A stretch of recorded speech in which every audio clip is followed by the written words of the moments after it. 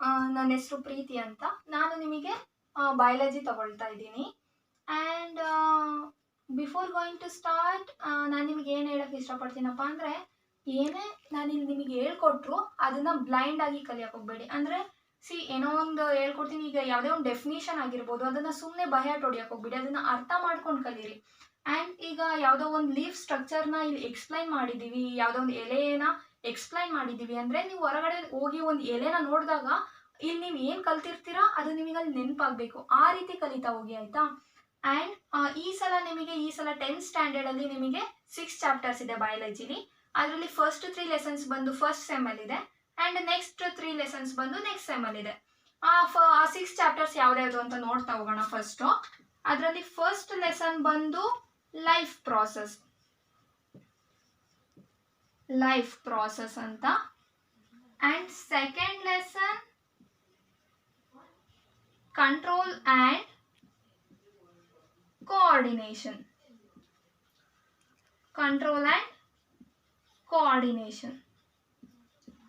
And third lesson is our environment.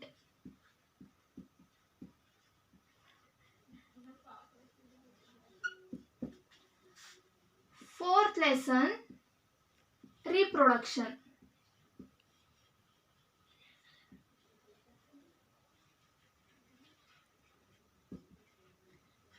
Fifth lesson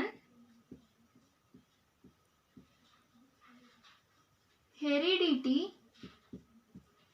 and evolution. And last lesson ಯಾವುದಪ್ಪ ಅಂದರೆ natural resource.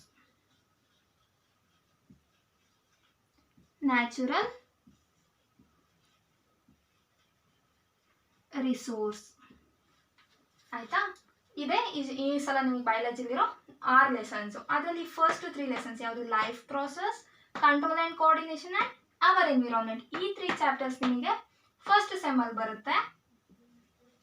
These 3 will come in first sem, and these 3 reproduction means how do organisms reproduce ಅಂತ chapter name. ನಾನು ಅದನ್ನ reproduction ಅಂತ ಬರೆದಿದ್ದೀನಿ.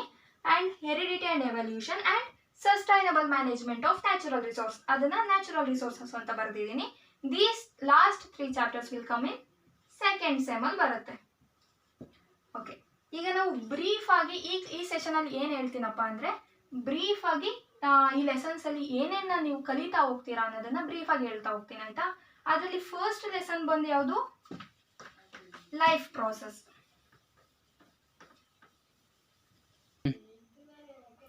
ಅದರಲ್ಲಿ first lesson ಬಂದು life process. ಈ ಲೈಫ್ ಪ್ರಾಸೆಸ್ ಅಂದ್ರೇನು? Life process is nothing but, ಈಗ ಒಂದು ಜೀವಿ ಜೀವಂತವಾಗಿರೋಕ್ಕೆ ಯಾವ್ಯಾವ ಪ್ರಾಸೆಸ್ಸು ಅದಕ್ಕೆ ಹೆಲ್ಪ್ ಮಾಡುತ್ತೋ ಅದನ್ನ ಲೈಫ್ ಪ್ರಾಸೆಸ್ ಅಂತ ಕರೀತಾ ಹೋಗ್ತೀವಿ.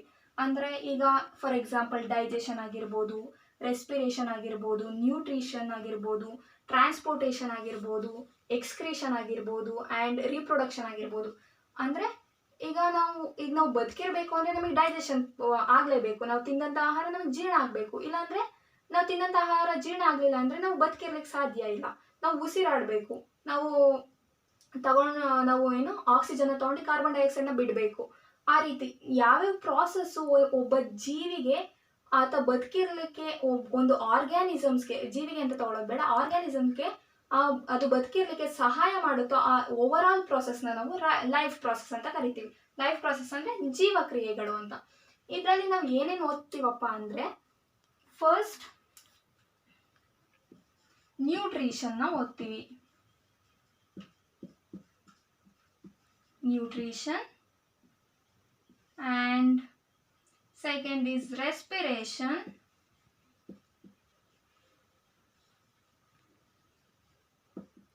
Third one is transportation.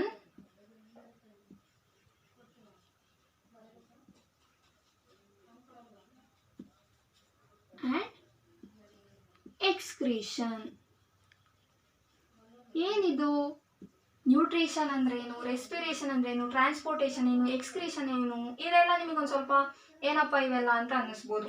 ಇದೇನು ನ್ಯೂಟ್ರಿಷನ್ ಅಂದ್ರೆ ಏನಿಲ್ಲ, ನಾವು ಏನು ಆಹಾರವನ್ನು ತಗೊಳ್ತೀವೋ that is nothing but nutrition. And respiration ಅಂದರೆ ನಾವು ಉಸಿರಾಡ್ತೀವಲ್ಲ, that is nothing but respiration. Transportation ಅಂದರೆ ಈಗ ನಾವು ತಿನ್ನಂಥ ಆಹಾರ ಬರೀ ಬಾಯಲ್ಲಿದ್ರೆ ಸಾಕು, ಅದು ನಮ್ಮ ದೇಹದ ಪ್ರತಿಯೊಂದು ಮೂಲೆಗೆ ಹೋಗ್ಬೇಕಲ್ವಾ. That this transportation helps in transporting the food and the air we intake to all part of the body. ನಾವು ತಗೊಳ್ಳುವಂಥ ಗಾಳಿ ಆಗಿರ್ಬೋದು, ಫುಡ್ ಆಹಾರ ಆಗಿರ್ಬೋದು, ಅದನ್ನು ನಮ್ಮ ದೇಹದ ಪ್ರತಿಯೊಂದು ಭಾಗಗಳಿಗೂ ತಲುಪಿಸೋದಕ್ಕೆ ಈ ಟ್ರಾನ್ಸ್ಪೋರ್ಟೇಷನ್ ಹೆಲ್ಪ್ ಮಾಡುತ್ತೆ. ಆ್ಯಂಡ್ ಎಕ್ಸ್ಕ್ರೀಷನ್, ಈಗ ನಾವು ತಿನ್ನಂಥ ಆಹಾರ, ನಾವು ತಿನ್ನಂಥ ಎಲ್ಲ ಆಹಾರನೂ ಜೀರ್ಣ ಆಗಲ್ಲ. ಅಜೀರ್ಣವಾದಂಥ ಆಹಾರ, ಅನ್ಡೈಜೆಸ್ಟೆಡ್ ಫುಡ್ ಇರುತ್ತಲ್ಲ, ಅದನ್ನು ನಾವು ಹೊರ ಹಾಕಬೇಕು. ಆ್ಯಂಡ್ ಯೂರಿನ್, ನಾವು ಡೈಲಿ ನಾವು ಯೂರಿನ ಪಾಸ್ ಮಾಡ್ತೀವಿ. ಆ್ಯಂಡ್ ದಿಸ್ ಎಕ್ಸ್ಕ್ರೀಷನ್ ಅಂದರೆ ನಮ್ಮ ಬಾಡಿಲಿ ವೇಸ್ಟ್ ಮೆಟೀರಿಯಲ್ಸ್ ಇರುತ್ತಲ್ಲ, ಅದನ್ನು ನಮ್ಮ ಬಾಡಿಯಿಂದ ಹೊರಗೆ ಹಾಕ್ತೀವಲ್ಲ, that is nothing but excretion. ಈ 4 ಪ್ರಾಸೆಸ್ಸಲ್ಲೂ ನಾವು ಹ್ಯೂಮನ್ ಬೀಯಿಂಗ್ಸಲ್ಲಿ ಯಾವ ರೀತಿ ಈ 4 ಪ್ರಾಸೆಸ್ ನಡೆಯುತ್ತೆ ಆ್ಯಂಡ್ ಪ್ಲಾಂಟ್ಸಲ್ಲಿ ಯಾವ ರೀತಿ ಈ 4 ಪ್ರಾಸೆಸ್ ನಡೆಯುತ್ತೆ ಅಂತ ಓದ್ತಾ ಹೋಗ್ತೀವಿ. ನ್ಯೂಟ್ರಿಷನ್ ಅಂದರೆ ನಾವು ತಿಂತೀವಲ್ಲ ಆಹಾರ, ನಾವು ತಿನ್ನಂಥ ಆಹಾರ ಯಾವ ರೀತಿ ನಮ್ಮ ಹೊಟ್ಟೆ ಒಳಗೆ ಹೋಗಿ ಯಾವ ರೀತಿ ಡೈಜೆಷನ್ ಆಗುತ್ತೆ, ಯಾವ ರೀತಿ ಜೀರ್ಣ ಆಗುತ್ತೆ ಅನ್ನೋ ಕಂಪ್ಲೀಟ್ ಪ್ರಾಸೆಸ್ನ ಇಲ್ಲಿ ಓದ್ತೀರಾ. ರೆಸ್ಪಿರೇಷನ್ ಅಂದರೆ ನಾವು ತಗೊಳ್ಳುವಂಥ ಗಾಳಿ ಲಂಗ್ಸ್ ಒಳಗೆ ಹೋಗಿ ಯಾವ ರೀತಿ ಅಲ್ಲಿ ಏನು ಎಕ್ಸ್ಚೇಂಜ್ ಆಗಿಬಿಟ್ಟು ನಾವು ಏನನ್ನ ಹೊರಗೆ ಬಿಡ್ತೀವಿ, ಅದನ್ನು ರೆಸ್ಪಿರೇಷನಲ್ಲಿ ಓದ್ತೀರಾ. ಟ್ರಾನ್ಸ್ಪೋರ್ಟೇಷನ್ ಅಂದರೆ ನಾವು ತಗೊಳ್ಳೋವಂಥ ಗಾಳಿ ಆಗಿರ್ಬೋದು, ಆಹಾರ ಆಗಿರ್ಬೋದು, ಇಲ್ಲ ನಮ್ಮ ಬಾಡಿಯಲ್ಲಿ ಏನು ನಾವು ಲಾಸ್ಟಿಗೆ ನಮ್ಮ ತಿನ್ನಂಥ ಆಹಾರ ಗ್ಲೂಕೋಸಾಗಿ ಕನ್ವರ್ಟ್ ಆಗುತ್ತೆ. ಆ ಗ್ಲೂಕೋಸು ಬ್ಲಡ್ ಒಳಗೆ ಸಾಲ್ಯುಬಲ್ ಆಗಿರುತ್ತೆ, ಅಂದರೆ ಬ್ಲಡ್ ಒಳಗೆ ಕರಗಿಬಿಟ್ಟು ಎಲ್ಲ ಪಾರ್ಟಿಗೂ ಟ್ರಾನ್ಸ್ಪೋರ್ಟ್ ಆಗುತ್ತೆ. ಆ ಬ್ಲಡ್ಡನ್ನು ಪಂಪ್ ಮಾಡೋದು ಯಾವುದು? ಹಾರ್ಟ್. ಆ ಹಾರ್ಟಿನ ಫಂಕ್ಷನ್ ಏನು, ಹಾರ್ಟ್ ಯಾವ ರೀತಿ ಬ್ಲಡ್ನ ಪಂಪ್ ಮಾಡಿಬಿಟ್ಟು ಎಲ್ಲ ಪಾರ್ಟಿಗೂ ಟ್ರಾನ್ಸ್ಪೋರ್ಟ್ ಮಾಡುತ್ತೆ ಅನ್ನೋದನ್ನ ಇಲ್ಲಿ ಓದ್ತೀವಿ. ಆ್ಯಂಡ್ ಎಕ್ಸ್ಕ್ರೀಷನ್ ಅಂದರೆ ನಾವು ತಿನ್ನಂಥ ಆಹಾರ ಆಗಿರ್ಬೋದು, and the excess of water, excess of waste ಮಟೀರಿಯಲ್ನೆಲ್ಲ ಯಾವ ರೀತಿ ಪಾಸ್ ಮಾಡ್ತೀವಿ, ಕಿಡ್ನಿ ಸ್ಟ್ರಕ್ಚರ್ನ ನಾವಿಲ್ಲಿ ಓದ್ತಾ ಹೋಗ್ತೀವಿ. ಆಯಿತಾ? This is all about life ಪ್ರಾಸೆಸ್ಸಲ್ಲಿ ಇಷ್ಟು ಓದ್ತಾ ಹೋಗ್ತೀವಿ. ಅರ್ಥ ಆಯ್ತಾ? ಆ್ಯಂಡ್ ಸೆಕೆಂಡ್ ಲೆಸನ್ ಬಂದು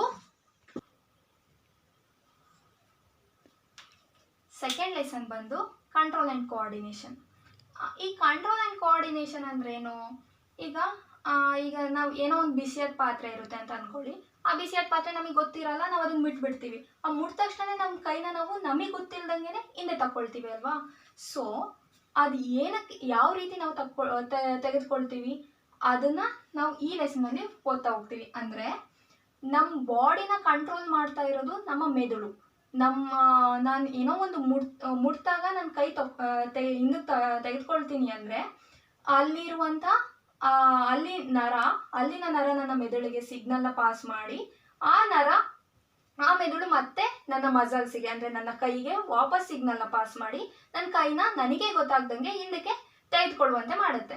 ಅಂದರೆ there is a control of our body and there is a coordination ಅಂದರೆ ಈಗ ನಾನು ಅಲ್ಲಿ ಬಿಸಿಯಾಗಿದೆ ಅಂತ ಗೊತ್ತಾಯಿತು ಅಂದರೆ ನನ್ನ ಕೈ ಅದನ್ನು ಹಿಂದಕ್ಕೆ ತಗೊಳ್ತಾ, ಅಂದರೆ ನನ್ನ ಕೈಯಲ್ಲಿ ಕೋಆರ್ಡಿನೇಟ್ ಮಾಡ್ತಾ ಇದೆ, ಅಂದರೆ ಅಲ್ಲಿ ಸಪೋರ್ಟ್ ಮಾಡ್ತಾ ಇದೆ ನನ್ನನ್ನು ಸೇವ್ ಮಾಡೋದಕ್ಕೆ, ಅಂದರೆ ಕೈನ ವಾಪಸ್ ಹಿಂದೆ ತಗೊಳ್ಳೋದಕ್ಕೆ. ಅಂದರೆ ಇದನ್ನು ನಾವಿಲ್ಲಿ ಓದ್ತಾ ಹೋಗ್ತೀವಿ. ಅಂದರೆ ಕಂಟ್ರೋಲ್ ಆ್ಯಂಡ್ ಕೋಆರ್ಡಿನೇಷನ್, ಯಾವ ರೀತಿ ನಮ್ಮ ಬಾಡಿ ಕಂಟ್ರೋಲಲ್ಲಿದೆ ಆ್ಯಂಡ್ ಯಾವ ರೀತಿ ನಮ್ಮ ಮಸಲ್ಸ್, ನಮ್ಮ ಆರ್ಗನ್ಸ್ ಅದಕ್ಕೆ ಕೋಆರ್ಡಿನೇಟ್ ಮಾಡ್ತಾ ಇದೆ, ಅದನ್ನು ನಾವು ಈ ಲೆಸನಲ್ಲಿ ಓದ್ತಾ ಹೋಗ್ತೀವಿ. ಇದರಲ್ಲಿ ನಾವು ಮೇಯ್ನಾಗಿ ಏನು ಓದ್ತೀವಪ್ಪ ಅಂದರೆ ಸ್ಟ್ರಕ್ಚರ್ ಆಫ್ ನ್ಯೂರಾನ್ನ ಓದ್ತೀವಿ.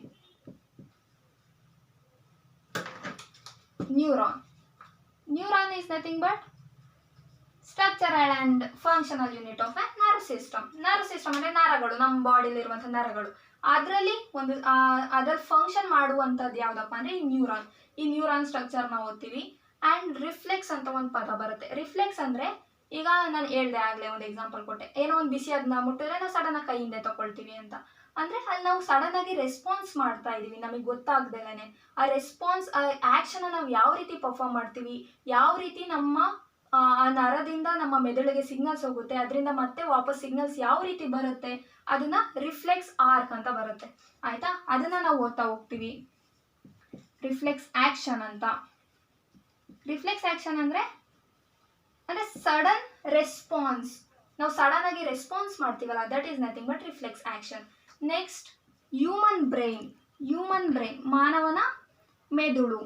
ಯಾವ ರೀತಿ ನಮ್ಮ ಮೆದುಳು ನಮಗೆ ಹೆಲ್ಪ್ ಮಾಡ್ತಾ ಇದೆ, ಯಾವ ರೀತಿ ಕಂಟ್ರೋಲ್ ಮಾಡ್ತಾ ಇದೆ, ಏನೇನು ಪಾರ್ಟ್ಸ್ ಇದೆ ಈ ಮೆದುಳಲ್ಲಿ ಅದನ್ನು ಓದ್ತಾ ಹೋಗ್ತೀವಿ. ನೆಕ್ಸ್ಟ್ ಏನು ಓದ್ತೀವಪ್ಪ ಅಂದರೆ ಕಂಟ್ರೋಲ್ ಆ್ಯಂಡ್ ಕೋಆರ್ಡಿನೇಷನ್ ಇನ್ ಪ್ಲ್ಯಾಂಟ್ಸಲ್ಲಿ ಈ ಕಂಟ್ರೋಲ್ ಆ್ಯಂಡ್ ಕೋಆರ್ಡಿನೇಷನ್ ಈಗ ನಮ್ಮಲ್ಲಿ ಯಾವ ರೀತಿ ಇದೆ, ನಾವು ಯಾವ ರೀತಿ ರೆಸ್ಪಾನ್ಸ್ ಮಾಡ್ತೀವೋ ಅದೇ ರೀತಿ ಯಾವುದು ಗಿಡ ಮರಗಳು ಮಾಡ್ತವೆ. ಆ ಗಿಡ ಮರಗಳು ಯಾವ ರೀತಿ ಮಾಡ್ತವೆ ಅನ್ನೋದನ್ನ ಓದ್ತಾ ಹೋಗ್ತೀವಿ.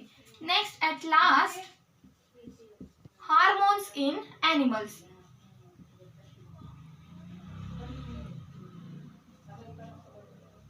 Animals and plants. ಲಾಸ್ಟಿಗೆ ಪ್ಲಾಂಟ್ಸ್ ಮತ್ತೆ ಆನಿಮಲ್ಸ್ ಅಲ್ಲಿ ಯಾವ ರೀತಿ ಹಾರ್ಮೋನ್ಸ್ ಯಾವ್ಯಾವ ರೀತಿ ಹಾರ್ಮೋನ್ಸ್ ಇದೆ ಅನ್ನೋದನ್ನ ಓದ್ತಾ ಹೋಗ್ತೀವಿ. ಹಾರ್ಮೋನ್ಸ್ ಅಂದ್ರೆ ಏನಿಲ್ಲ, ಹಾರ್ಮೋನ್ಸ್ ಅಂದ್ರೆ ಅದೊಂದು ಸಬ್ಸ್ಟೆನ್ಸ್ ಅಷ್ಟೇ, ಅದು ರಿಲೀಸ್ ಆಗುತ್ತೆ. ಈಗ ಪ್ಲಾಂಟ್ಸ್ಗೆ ಒಂದು ಎಕ್ಸಾಂಪಲ್ ತಗೊಳ್ಳೋದಾದ್ರೆ ನಾನು ಆಕ್ಸಿನ್ ಅಂತ ಒಂದು ಹಾರ್ಮೋನ್ ಇದೆ. ಆಕ್ಸಿನ್ ಅನ್ನೋದು ಒಂದು ಹಾರ್ಮೋನ್ ಹೆಸರು ಅಷ್ಟೇನೆ. That is a growth regulating hormone. ಅಂದರೆ ಈಗ ಎಕ್ಸಾಂಪಲಿಗೆ ಈಗ ತೆಂಗಿನ ಗಿಡ ಎಷ್ಟು ಉದ್ದ ಇರುತ್ತೆ, ಅದೇ ಮೆಣಸಿನಕಾಯಿ ಗಿಡ ಎಷ್ಟು ಸಣ್ಣ ಇರುತ್ತೆ. ಅಂದರೆ ತೆಂಗಿನ ಗಿಡ ಅಷ್ಟೇ ಎತ್ತರಕ್ಕೆ ಬೆಳಿಬೇಕು, ಮೆಣಸಿನಕಾಯಿ ಗಿಡ ಅಷ್ಟೇ ಎತ್ತರಕ್ಕೆ ಬೆಳಿಬೇಕು. ಅಂದರೆ ಅಲ್ಲಿ ಏನೋ ಒಂದು ಕಂಟ್ರೋಲ್ ಮಾಡ್ತಾ ಇದೆ, ಅವ್ರದ್ದು ಗ್ರೋತ್ನ, ಅವ್ರ ಎತ್ತರನ ಯಾವುದೋ ಒಂದು ಕಂಟ್ರೋಲ್ ಮಾಡ್ತಾ ಇದೆ ಅಲ್ವಾ. That is nothing but hormones control ಮಾಡ್ತಾ ಇರುತ್ತೆ ಅವನ್ನ. ಅದರಲ್ಲಿ auxin is a growth regulating hormone. Auxin ಅನ್ನೋದು ಅಲ್ಲಿ ಸಸ್ಯಗಳಲ್ಲಿ ಪ್ಲಾಂಟ್ಸ್ ಅಲ್ಲಿ ಗ್ರೋತ್ನ ರೆಗ್ಯುಲೇಟ್ ಮಾಡ್ತಾ ಇದೆ. ಆ ರೀತಿ ಯಾವ್ಯಾವ ರೀತಿಯ ಹಾರ್ಮೋನ್ಸು ಅನಿಮಲ್ಸ್ ಅಲ್ಲಿ ಬರುತ್ತೆ, ಯಾವ್ಯಾವ ರೀತಿಯ ಹಾರ್ಮೋನ್ಸು ಪ್ಲಾಂಟ್ಸ್ ಅಲ್ಲಿ ಇದೆ ಅದನ್ನ ಓದ್ತಾ ಹೋಗ್ತೀವಿ ಅಷ್ಟೇ. ಇಲ್ಲಿ ಏನು ಓದ್ತೀವಿ ಸೆಕೆಂಡ್ ಲೆಸನಲ್ಲಿ ನ್ಯೂರಾನ್ ಸ್ಟ್ರಕ್ಚರ್, ರಿಫ್ಲೆಕ್ಸ್ ಆಕ್ಷನ್ ಅಂದ್ರೆ ನ್ಯೂರಾನ್ ಇಸ್ ನಥಿಂಗ್ ಬಟ್ ನಮ್ಮ ಬಾಡಿಲಿ ನರ ಇದೆ ಅಲ್ವಾ, ಆ ನರದಲ್ಲಿ ಮೇನ್ ಆಗಿ ಫಂಕ್ಷನ್ ಮಾಡೋದೇ ನ್ಯೂರಾನ್ ಸ್ಟ್ರಕ್ಚರ್. ಈ ತರ ನೀವು ಓದಿದ್ದೀರಾ ಅಂತ ಅನ್ಸುತ್ತೆ. ಈ ತರ ಬಂದ್ಬಿಟ್ಟು ಹಿಂಗೊಂದು ಎಲಾಂಗೇಟೆಡ್ ಬಂದ್ಬಿಟ್ಟು ಈ ತರ ಬರುತ್ತೆ, ಈ ತರ ಇಷ್ಟೇ. ಇಲ್ಲೊಂದು ನ್ಯೂಕ್ಲಿಯಸ್ ಬರುತ್ತೆ. This is nothing but neuron. ಇದು ಏನು ಈ ಸ್ಟ್ರಕ್ಚರ್ ಓದ್ತೀವಿ.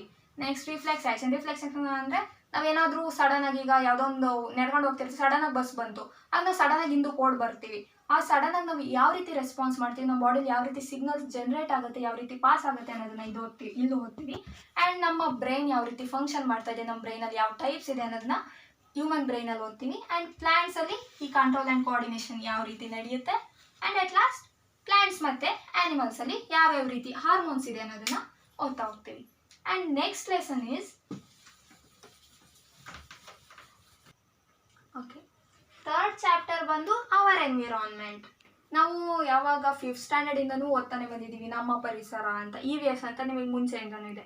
ಇಲ್ಲಿ ಈ ಅವರ್ ಎನ್ವಿರಾನ್ಮೆಂಟ್, ಇಲ್ಲಿ ನಮ್ಮ ಪರಿಸರ ಅವರ್ ಎನ್ವಿರಾನ್ಮೆಂಟ್ ಅಲ್ಲಿ ಇಲ್ಲೇನು ಓದ್ತೀವಪ್ಪ ಅಂದರೆ ಈ 10th ಸ್ಟ್ಯಾಂಡರ್ಡ್ ಅಲ್ಲಿ ಏನು ಓದ್ತೀವಪ್ಪ ಅಂದರೆ ಎಕೋಸಿಸ್ಟಮ್ ಅಂದರೆ ನಮಗೆ ಗೊತ್ತು, ನಮ್ಮ ಸುತ್ತಮುತ್ತ ಬಯೋಟಿಕ್ ಕಾಂಪೊನೆಂಟ್ಸ್ ಇದೆ, ಎಬಯೋಟಿಕ್ ಕಾಂಪೊನೆಂಟ್ಸ್ ಇದೆ. ಬಯೋಟಿಕ್ ಅಂದರೆ ಜೀವ ಇರುವಂತಹದ್ದು, ಆ್ಯಂಡ್ ಎಬಯೋಟಿಕ್ ಅಂದರೆ ಯಾವ್ದಾವ್ದು ಜೀವ ಇಲ್ವೋ ಅದನ್ನ ಎಬಯೋಟಿಕ್ ಅಂತ ಕರಿತೀವಿ. ಜೀವ ಇರೋದು ಅಂದರೆ ನಮ್ಮ ಸುತ್ತಮುತ್ತ ಇರುವಂತಹ ಏನು ಅಕ್ಕಿಗಳಾಗಿರ್ಬೋದು, ಸಸ್ಯಗಳಾಗಿರ್ಬೋದು, ಇವೆಲ್ಲ ಬಯೋಟಿಕ್ ಕಾಂಪೊನೆಂಟ್ಸ್. ಎಬಯೋಟಿಕ್ ಅಂದರೆ ಕುರ್ಚಿ, ನಾವು ಉಸಿರಾಡುವಂತಹ ಗಾಳಿ, ನಮಗೆ ಬೇಕಾಗಿರುವಂತಹ ನೀರು, ಆ್ಯಂಡ್ ಏನು ಮಣ್ಣು, ಇವೆಲ್ಲ ಎಬಯೋಟಿಕ್ ಕಾಂಪೊನೆಂಟ್ಸ್ ಆಗಿರುತ್ತೆ. And what is this ecosystem ಅಂದರೆ there is a interaction between biotic and abiotic components. ಅಂದರೆ ಬಯೋಟಿಕ್ ಮತ್ತು ಎಬಯೋಟಿಕ್ ಕಾಂಪೊನೆಂಟ್ಸ್ ಮಧ್ಯೆ ಎಕೋಸಿಸ್ಟಮ್. ಓಕೆ, ಬಯೋಟಿಕ್ ಮತ್ತು ಎಬಯೋಟಿಕ್ ಕಾಂಪೊನೆಂಟ್ಸ್ ಮಧ್ಯೆ ಒಂದು ಇಂಟ್ರಾಕ್ಷನ್. ಈಗ ನೀವೊಂದು ಗಾರ್ಡನ್ ಎಕ್ಸಾಂಪಲ್ ತಗೊಳ್ಳಿ. ಈ ಗಾರ್ಡನ್ ಅಂತ ಎಕ್ಸಾಂಪಲ್ ತಗೊಂಡ್ರೆ ಆ ಗಾರ್ಡನಲ್ಲಿ ಒಂದು ಸಸ್ಯ ಇರುತ್ತೆ, ಅಲ್ಲಿ ಎರೆಹುಳ ಇರುತ್ತೆ, ಕಪ್ಪೆ ಇರುತ್ತೆ, ಗಿಡ ಇರುತ್ತೆ, ಮರ ಇರುತ್ತೆ, ಗಾಳಿ ಇರುತ್ತೆ, ನೀರಿರುತ್ತೆ, ಮಣ್ಣು ಇರುತ್ತೆ, ಮಣ್ಣೊಳಗೆ ಏನೋ ಒಂದು ಮಿನರಲ್ಸ್ ಇರುತ್ತೆ. ಆ ಮಣ್ಣಲ್ಲಿರುವಂಥ ಮಿನರಲ್ಸುಗೂ ಅಲ್ಲಿ ಆ ಮಣ್ಣಲ್ಲಿರುವಂಥ ಗಿಡಗಳಿಗೂ ಒಂದು ಇಂಟ್ರಾಕ್ಷನ್ ಇದೆ. ಆ ಗಿಡಗಳು ಅಲ್ಲಿರುವಂಥ ಸತ್ವವನ್ನು ಹೀರ್ಕೊಳ್ತವೆ, ಅಲ್ಲಿರುವಂಥ ಮಿನರಲ್ಸ್ನ ಹೀರ್ಕೊಳ್ತವೆ. There is a interaction between biotic and abiotic components. If there is an interaction then it leads to ಒಂದು ಎಕೋಸಿಸ್ಟಮ್. ಅಲ್ಲೊಂದು ಎಕೋಸಿಸ್ಟಮ್ ಕ್ರಿಯೇಟ್ ಆಗುತ್ತೆ. ಈ ಎಕೋಸಿಸ್ಟಮ್ ಅಂದ್ರೆ ಏನು ಅಂತ ಓದ್ತಾ ಹೋಗ್ತೀರಾ. And secondly food chain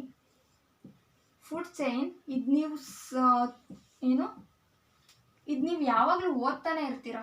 sorry, food chain, so not food system, it is food chain. ಏನಪ್ಪ ಈ ಫುಡ್ ಚೈನ್ ಅಂದರೆ ಏನಿಲ್ಲ, ಆಹಾರ ಸರಪಳಿ ಅಂತ. ನಮಗೆ ಒಂದು ಚಿತ್ರ ಯಾವಾಗಲೂ ನೆನಪಿರುತ್ತೆ.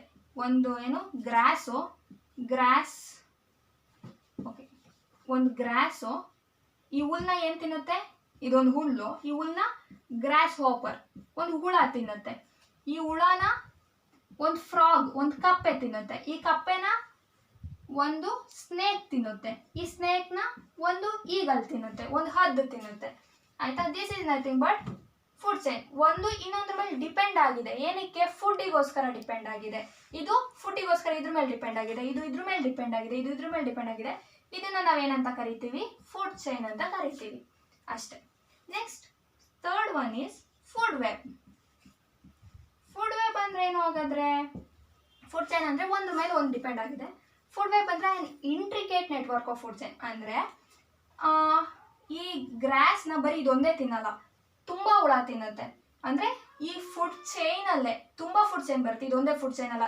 ಈಗ ನಮಗೆ ಎಕ್ಸಾಂಪಲ್ ತೊಗೊಂಡ್ರೆ, ನಾವು ಏನು ಸಸ್ಯಗಳನ್ನ ತಿಂತೀವಿ, ತರಕಾರಿ ತಿಂತೀವಿ, ನಾವು ಏನು ಕೋಳಿ ತಿಂತೀವಿ, ಮೀನು ತಿಂತೀವಿ, ಕುರಿ ತಿಂತೀವಿ. ಆ ಕುರಿ ಏನೋ ಒಂದು ತಿನ್ನುತ್ತೆ, ಆಯಿತಾ? ಅಲ್ಲಿ ಏನೋ ಒಂದು ನೆಟ್ವರ್ಕ್ ಇದೆ ಅಲ್ವಾ?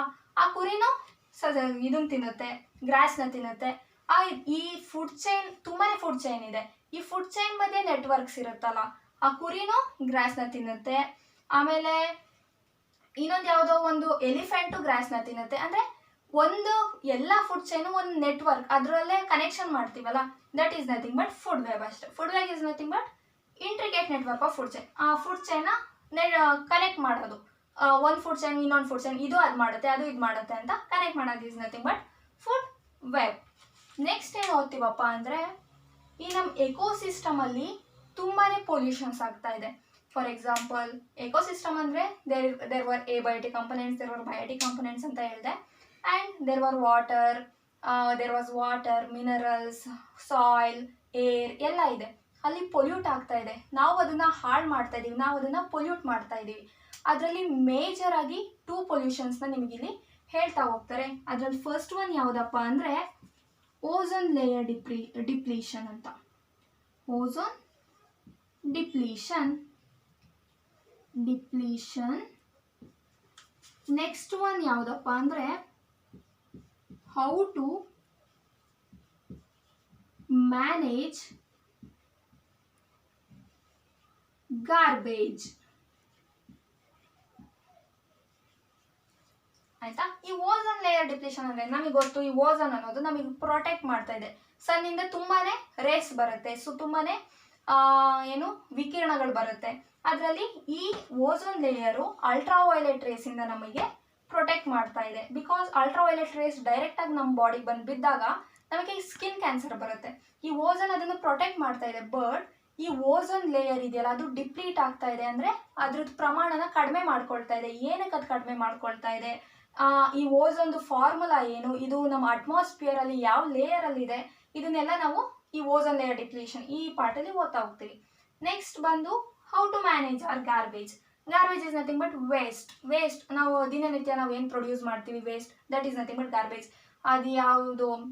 ನಾವು ತರಕಾರಿ ಹೆಚ್ಚಿದಾಗ ಅಲ್ಲಿ ಬರುವಂಥ ಸಿಪ್ಪೆ ಆಗಿರ್ಬೋದು, ಇಲ್ಲ ಏನೋ ಒಂದು ವಸ್ತು ತಂದಾಗ ಪ್ಲಾಸ್ಟಿಕ್ ಜನರೇಟ್ ಆಗುತ್ತೆ, ನಮ್ಮ ಹರಿದೋಗಿರೋ ಚಪ್ಪಲಿ ಎಲ್ಲ, ಯಾವ ರೀತಿ ಗಾರ್ಬೇಜ್, ಪ್ರತಿಯೊಂದು ಗಾರ್ಬೇಜ್ನು ನಾವು ಅದನ್ನು ಯಾವ ರೀತಿ ಡಿಸ್ಪೋಸ್ ಮಾಡ್ತಾ ಇದ್ದೀವಿ, ಯಾವ ರೀತಿ ಮ್ಯಾನೇಜ್ ಮಾಡ್ತಾ ಇದ್ದೀವಿ, ಆ್ಯಂಡ್ ಅದರಿಂದ ನಾವೇನಾದ್ರು ಪೊಲ್ಯೂಷನ್ನ ಕಾಸ್ ಮಾಡ್ತಾ ಇದ್ದೀವ, ಕಾಸ್ ಮಾಡಿದ್ರೆ ಯಾವ ರೀತಿ ಪೊಲ್ಯೂಷನ್ನ ನಾವು ಕಾಸ್ ಮಾಡ್ತಾ ಇದ್ದೀವಿ, ಅದನ್ನೆಲ್ಲ ನಾವು ಹೌ ಟು ಮ್ಯಾನೇಜ್ ಗಾರ್ಬೇಜ್ ಈ ಪಾರ್ಟಲ್ಲಿ ಓದ್ತಾ ಹೋಗ್ತೀವಿ. ಇಷ್ಟೇ ಈ ಲೆಸನ್. ಫಸ್ಟ್ ಏನು ಎಕೋಸಿಸ್ಟಮ್ ಅಂದರೆ ಬಯೋಟಿಕ್, ಎಬಯೋಟಿಕ್ ಅವೆರಡು ಮಧ್ಯೆ ಲಿಂಕ್ ಇರುತ್ತಲ್ಲ, that is ecosystem. Food chain ಅಂದರೆ ಒಂದು ಇನ್ನೊಂದ್ರ ಮೇಲೆ ಫುಡ್ಡಿಗೋಸ್ಕರ ಡಿಪೆಂಡ್ ಆಗಿರುತ್ತೆ, ಆಹಾರಕ್ಕೋಸ್ಕರ ಒಂದು ಇನ್ನೊಂದನ್ನ ತಿನ್ನುತ್ತೆ, ದಟ್ ಈಸ್ ಫುಡ್ ಚೈನ್. ಈ ಫುಡ್ ವೆಬ್ ಅಂದರೆ ತುಂಬಾ ಫುಡ್ ಚೈನ್ನ ಇನ್ನು ಹಂಗೆ ಕನೆಕ್ಟ್ ಮಾಡೋದಷ್ಟೇ, that is food web. Ozone depletion ಅಂದರೆ ನಮಗೆ ಪ್ರೊಟೆಕ್ಟ್ ಮಾಡ್ತಾ ಇರುವಂಥ ಓಝೋನ್ ಡಿಪ್ಲೀಟ್ ಆಗ್ತಾ ಇದೆ, ಅದ್ರ ಬಗ್ಗೆ ಓದ್ತೀವಿ. ನಾವು ಪ್ರೊಡ್ಯೂಸ್ ಮಾಡುವಂಥ ಗಾರ್ಬೇಜ್ನ ಯಾವ ರೀತಿ ಮ್ಯಾನೇಜ್ ಮಾಡಬೇಕು ಅನ್ನೋದನ್ನು ಇಲ್ಲಿ ಓದ್ತೀವಿ. ನೆಕ್ಸ್ಟ್ 4th ಲೆಸನ್ ಈಸ್ ಇಷ್ಟೇ. ಓಕೆ, ಇಲ್ಲಿವರೆಗೂ ನಾವು ಏನು ಓದಿದ್ವಿ? ಈಗ ಸ್ಟಾರ್ಟಿಂಗ್ 3 ಲೆಸನ್ಸ್ ಯಾವುದು? First life process, control and coordination, and last one is our environment. ಇವು 3 ಫಸ್ಟ್ ಸೆಮಲ್ಲಿ ಓದ್ತಾ ಹೋಗ್ತೀರಾ. Next one is reproduction, that is how do organisms reproduce. ಏನಪ್ಪ ಇದು ರೀಪ್ರೊಡಕ್ಷನ್ ಅಂದರೆ? ಇದು ಒಂದು ಲೈಫ್ ಪ್ರಾಸೆಸ್ಗೆ ಸೇರಿಕೊಳ್ಳುತ್ತೆ, ಆಯಿತಾ?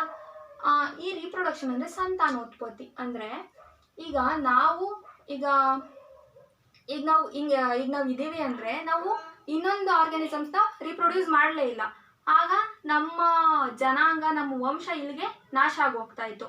So in order to continue, ನಾವು ನಮ್ಮ ವಂಶವನ್ನು ಮುಂದುವರಿಸಲಿಕ್ಕೆ ನಾವು ರೀಪ್ರೊಡಕ್ಷನ್ನ ಮಾಡಲೇಬೇಕಾಗುತ್ತೆ. ಈ ರೀಪ್ರೊಡಕ್ಷನಲ್ಲಿ ಮೇಜರ್ ಆಗಿ 2 ಟೈಪ್ಸ್ ಬರುತ್ತೆ. ಅದರಲ್ಲಿ ಅದು ಯಾವುದಪ್ಪ ಅಂದರೆ, first is asexual, second one is sexual reproduction ಅಂತ. ಏನಪ್ಪ ಇದು asexual, ಏನಪ್ಪ ಇದು ಸೆಕ್ಷುಯಲ್ ರಿಪ್ರೊಡಕ್ಷನ್ ಅಂದರೆ, ಇಲ್ಲಿ ನೋಡಿ, ಇಲ್ಲಿ ಈ ನೇಮೇ ಹೇಳ್ತಾ ಇದೆ asexual.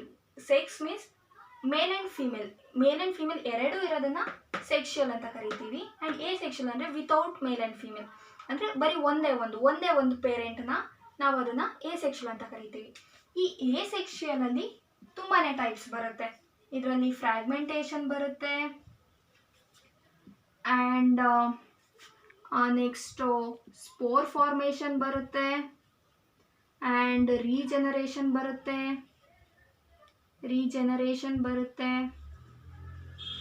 ಫಿಷನ್ ಅಂತ ಬರುತ್ತೆ ಇವೆಲ್ಲ, ಆ್ಯಂಡ್ ಮಲ್ಟಿಪಲ್ ಫಿಷನ್ ಅಂತ ಬರುತ್ತೆ.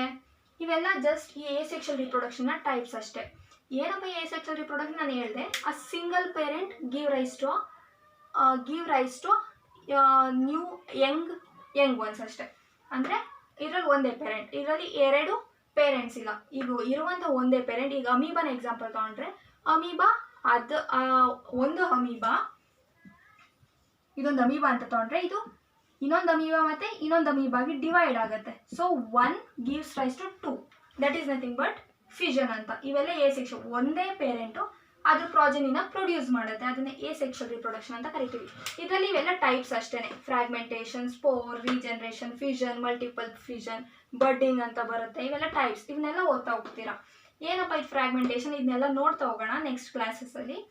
ಇವೆಲ್ಲ ಟೈಪ್ಸ್ ಅಷ್ಟೇ. ಈಗ ಅಮೀಬಾ ಅನ್ನೋದು ಈ ಫಿಷನ್ ಮುಖಾಂತರ ರೀಪ್ರೊಡ್ಯೂಸ್ನ ಮಾಡುತ್ತೆ, ಅಮೀಬಾ ಫಿಷನ್ ಪ್ರಾಸೆಸ್ ಮುಖಾಂತರ ರೀಪ್ರೊಡ್ಯೂಸ್ ಮಾಡುತ್ತೆ. ಅದೇ ರೀತಿ ತುಂಬಾ ಆರ್ಗ್ಯಾನಿಸಮ್ಸ್ ಇದೆ ಅಲ್ವಾ, ಯಾವ್ಯಾವ ಆರ್ಗ್ಯಾನಿಸಮ್ಸ್ ಯಾವ್ಯಾವ ರೀತಿ ರೀಪ್ರೊಡಕ್ಷನ್ನ ಮಾಡುತ್ತೆ, ಯಾವ್ಯಾವ ಆರ್ಗ್ಯಾನಿಸಮ್ನು ಯಾವ್ಯಾವುದು asexual ರಿಪ್ರೊಡಕ್ಷನ್ ಮುಖಾಂತರ ಅದರ ಸಂತಾನನ ಉತ್ಪತ್ತಿ ಮಾಡುತ್ತೆ ಅನ್ನೋದನ್ನು ನಾವು ಓದ್ತಾ ಹೋಗ್ತೀವಿ. Next coming to the sexual reproduction.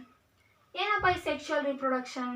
Sexual reproduction is nothing but involvement of both the sex, ಅಂದರೆ ಮೇಲ್ ಮತ್ತು ಫೀಮೇಲ್ ಎರಡೂ ಸೇರ್ಬಿಟ್ಟು ಉತ್ಪತ್ತಿ ಮಾಡ್ತಾವಲ್ಲ, that is nothing but sexual reproduction. ಆಯಿತಾ? ಇಲ್ಲಿ ಮೇಲ್ ಗ್ಯಾಮಿಟ್ ಅಂತ ಒಂದು ಬರುತ್ತೆ, male gamete and female gamete. ಈ ಮೇಲ್ ಗ್ಯಾಮಿಟ್ ಫೀಮೇಲ್ ಗ್ಯಾಮಿಟ್ ಎರಡು ಫ್ಯೂಸ್ ಆಗಿಬಿಟ್ಟು ಒಂದು ಝೈಗೋಟ್ನ ಫಾರ್ಮ್ ಮಾಡ್ತವೆ. ಆಯಿತಾ? ಮೇಲ್ ಗ್ಯಾಮಿಟ್ ಫೀಮೇಲ್ ಗ್ಯಾಮಿಟ್, ಒಂದು ಮೇಲ್ ಒಂದು ಫೀಮೇಲ್, ಈ ಎರಡು ಫ್ಯೂಸ್ ಆಗಿಬಿಟ್ಟು ಎರಡು ಒಂದಾಗ್ಬಿಟ್ಟು ಝೈಗೋಟ್ ಅಂತ ಫಾರ್ಮ್ ಮಾಡ್ತವೆ. ಈ ಝೈಗೋಟು ಡಿವೈಡ್ ಆಗಿ ಅದೊಂದು ಆರ್ಗ್ಯಾನಿಸಮ್ ಆಗಿ ಡೆವಲಪ್ ಆಗುತ್ತೆ ಅಷ್ಟೇ. ಈ asexual ಆ್ಯಂಡ್ ಸೆಕ್ಷುಯಲ್, ಈ ಸೆಕ್ಷುಯಲಲ್ಲಿ ನಾವು ಸೆಕ್ಷುಯಲ್ ರಿಪ್ರೊಡಕ್ಷನ್ ಇನ್ ಪ್ಲಾಂಟ್ಸ್ ಅಲ್ಲಿ ಯಾವ ರೀತಿ ಸೆಕ್ಷುಯಲ್ ರಿಪ್ರೊಡಕ್ಷನ್ ಆಗುತ್ತೆ, ಆ್ಯಂಡ್ ಆ್ಯನಿಮಲ್ಸ್ ಹ್ಯೂಮನ್ ಬೀಯಿಂಗ್ಸಲ್ಲಿ ಯಾವ ರೀತಿ ಸೆಕ್ಷುಯಲ್ ರಿಪ್ರೊಡಕ್ಷನ್ ಆಗುತ್ತೆ ಅನ್ನೋದನ್ನ ನೋಡ್ತಾ ಹೋಗ್ತೀವಿ ಅಷ್ಟೇ. ನೆಕ್ಸ್ಟ್ ಲೆಸನ್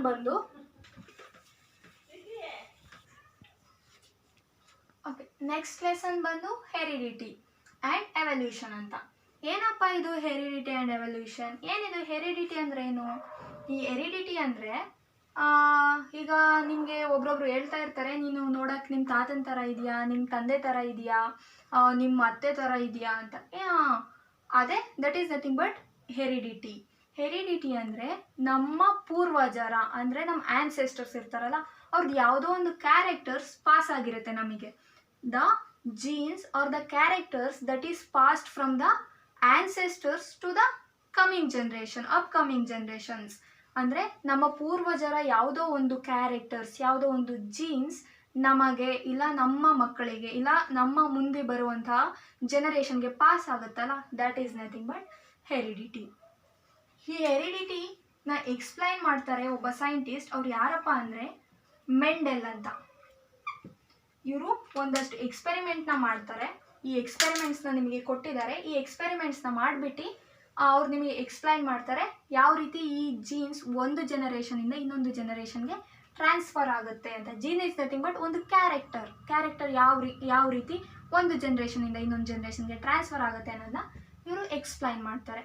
ಆ್ಯಂಡ್ ನೆಕ್ಸ್ಟ್ ಏನು ಓದ್ತೀರಪ್ಪ ಈ ಲೆಸನಲ್ಲಿ ಅಂದರೆ ಸೆಕ್ಸ್ ಡಿಟರ್ಮಿನೇಷನ್. ಸೆಕ್ಸ್ ಡಿಟರ್ಮಿನೇಷನ್ ಅಂದರೆ ಈಗ male and female other two main sex ಅಲ್ವಾ. ಈಗ ಮೇಲ್ ಅಂತ ನಾವು ಯಾವ ರೀತಿ ಡಿಟರ್ಮೈನ್ ಮಾಡ್ತೀವಿ, ಒಬ್ಬರು ಫೀಮೇಲ್ ಅಂತ ಯಾವ ರೀತಿ ಡಿಟರ್ಮೈನ್ ಮಾಡ್ತೀವಿ ಜೀನ್ಸ್ ಮುಖಾಂತರ, ಅದನ್ನು ನಾವು ಸೆಕ್ಸ್ ಡಿಟರ್ಮಿನೇಷನ್ ಅಂತ ಕರಿತೀವಿ. ಅದು ಯಾವ ರೀತಿ ನಾವು ಡಿಟರ್ಮೈನ್ ಮಾಡ್ತೀವಿ ಅನ್ನೋದನ್ನ ನಾವು ಇಲ್ಲಿ ಸೆಕ್ಸ್ ಡಿಟರ್ಮಿನೇಷನಲ್ಲಿ ಓದ್ತಾ ಹೋಗ್ತೀವಿ. Next is nothing but evolution. ಏನಪ್ಪ ಇದು ಎವಲ್ಯೂಷನ್? ಹೆರಿಡಿಟಿ ಅಂದರೆ ಅಲ್ಲಿರುವಂಥ ಕ್ಯಾರೆಕ್ಟರ್ ನಮಗೆ ಪಾಸ್ ಆಗುತ್ತಲ್ಲ, ದಟ್ ಈಸ್ ಹೆರಿಡಿಟಿ. ಯಾರ್ದೋ ಒಬ್ಬ ಕ್ಯಾರೆಕ್ಟರ್ ನಮಗೆ ಇಲ್ಲ ನಮ್ಮ ಮುಂದಿನ ಜನ್ರೇಷನ್ಗೆ ಒಬ್ಬರಿಂದ ಒಬ್ಬರಿಗೆ ಪಾಸ್ ಆಗುತ್ತಲ್ಲ, that is nothing but heredity. Then what is this evolution? The changes in the characters. ಈಗ ನಾವು ಹೇಳ್ತೀವಿ we are evolved from our ancestors, ಅಂದರೆ ನಾವು ಮಂಗನಿಂದ ಮಾನವ ಅಂತ ನಾವು ಹೇಳ್ತೀವಿ ಅಲ್ವಾ. ನಾವು ಯಾರಿಂದ ಆಗಿದ್ವಿ? ಫಸ್ಟು ಮಂಗಗಳಾಗಿದ್ವಿ ನಾವು. ಆ ಮಂಗಗಳು ಎವಾಲ್ವ್ ಆಗಿ ಆಗಿ ಆಗಿ ಈಗ ಮನುಷ್ಯರಾಗಿದ್ದೀವಿ. ಹಾಗೆಲ್ಲ ಹೆಂಗೆ ನಡೀತಾ ಇದ್ರು? ತುಂಬಾ ಬಗ್ಕೊಂಡು ಅವರೆಲ್ಲ ಮಲಗ್ತಾ ಇದ್ರು, ಆಮೇಲೆ ಸ್ವಲ್ಪ ಎದಳಕ್ಕೆ ಸ್ಟಾರ್ಟ್ ಮಾಡಿದ್ರು, ಆಮೇಲೆ ಇನ್ನೊಂದು ಸ್ವಲ್ಪ ಒಂಚೂರು ಬಗ್ಗಕ್ಕೆ ಸ್ಟಾರ್ಟ್ ಮಾಡಿದ್ರು, ಆಮೇಲೆ ಈಗ ನಾವು ಹೆಂಗೆ ಫುಲ್ ಎರೆಕ್ಟ್ ಆಗಿ ಸ್ಟ್ರೈಟ್ ಆಗಿ ನಡೀತೀವಲ್ವಾ.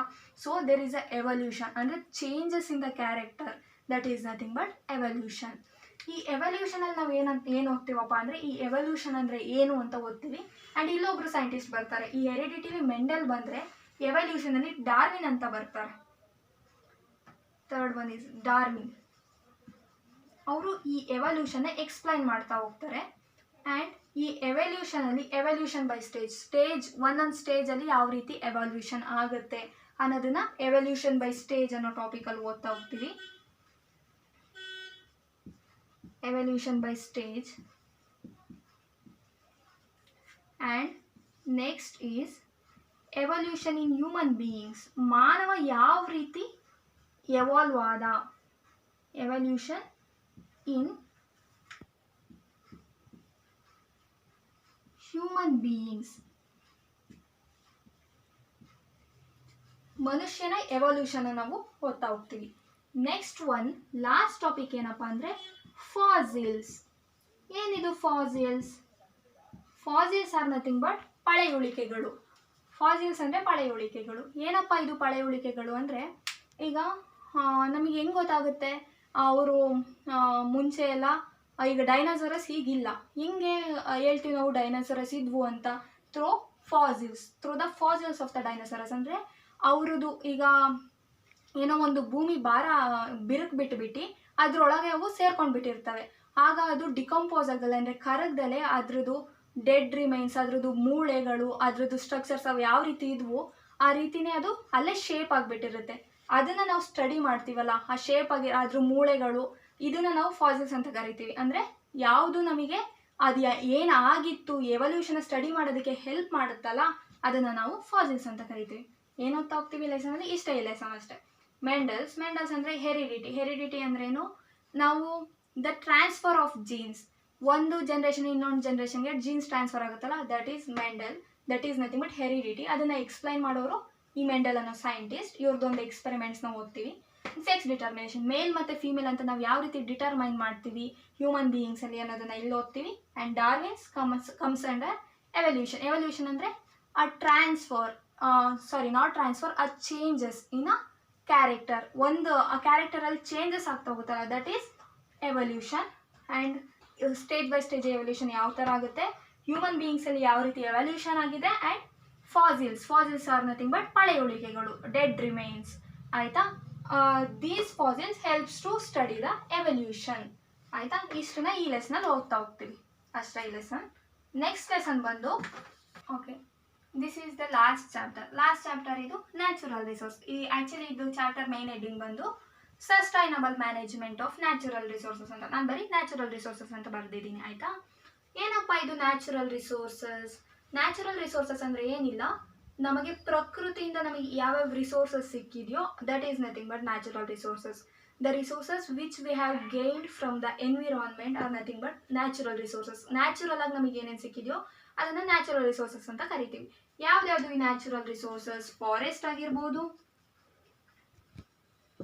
ವಾಟರ್ ಆಗಿರ್ಬೋದು, ಆ್ಯಂಡ್ ವೈಲ್ಡ್ ಲೈಫ್ ಆಗಿರ್ಬೋದು,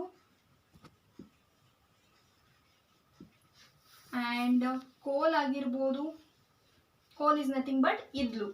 ಆ್ಯಂಡ್ ಪೆಟ್ರೋಲಿಯಂ ಆಗಿರ್ಬೋದು,